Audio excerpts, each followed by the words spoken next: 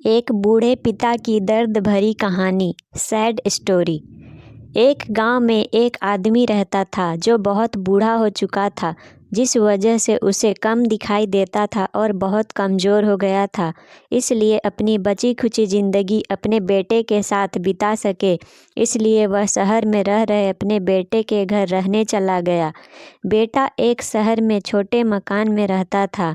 मकान तो उसका छोटा था, लेकिन उसके अंदर जो चीज़ें थी वह महंगी थी। उस मकान में बेटा, उसकी पत्नी और उनका एक 5 साल का बच्चा, यह छोटा सा परिवार साथ मिलकर रहता था। बूढ़े पिता के आने से उनके परिवार का एक सदस्य और बढ़ गया। यह पूरा परिवार रोज़ सुबह शाम डाइनिंग टेबल पर साथ में खाना खाया करता। बूढ़ा पिता अपनी कमजोरी के चलते हमेशा खाने की चीज़ें नीचे गिराता रहता और कई बार कांच के बर्तन भी टूट जाया करते थे।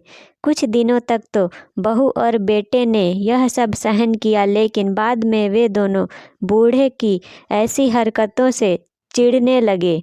एक दिन बेटे ने कहा कि ऐसा कब तक चलेगा, हमें कुछ करना पड़ेगा। उसकी पत्नी भी इस बात से सहमत हुई। अगले दिन बेटा कहीं से एक पुराना मेज लेकर आया और घर के एक कोने में उसे लगा दिया और अपने पिताजी से कहा कि आप यहीं पर बैठ के खाना खा लीजिएगा। उन्होंने एक लकड़ी का बर्तन भी बनवाया जिसमें वे अपने बूढ़े बाप को खाना देने लगे। अपने कांच की कीमती बर्तन बचाने के लिए अपने बूढ़े बाप को लकड़ी का बर्तन देने में उन्हें जरा भी शर्म नहीं आई।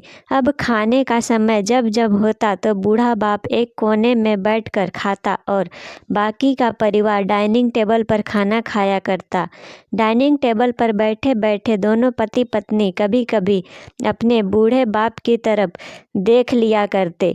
बूढ़े बाप की आंखों में उन्हें आंसू भी नजर आते, मगर उन पर जैसे कोई असर ही नहीं होता। बूढ़े का पोता भी यह नज़ारा हमेशा देखता और वह अपने में ही खोया रहता। एक दिन जब पति पत्नी डाइनिंग टेबल पर बैठकर खाना खा रहे थे, तब उनका बच्चा ज़मीन पर बैठकर कुछ कर रहा था। उन दोनों ने बच्चे के हाथ में लकड़ी का टुकड़ा देखा, लेकिन उन्हें कुछ समझ में नहीं आया कि बच्चा लकड़ी के टुकड़े के साथ क्या कर रहा है।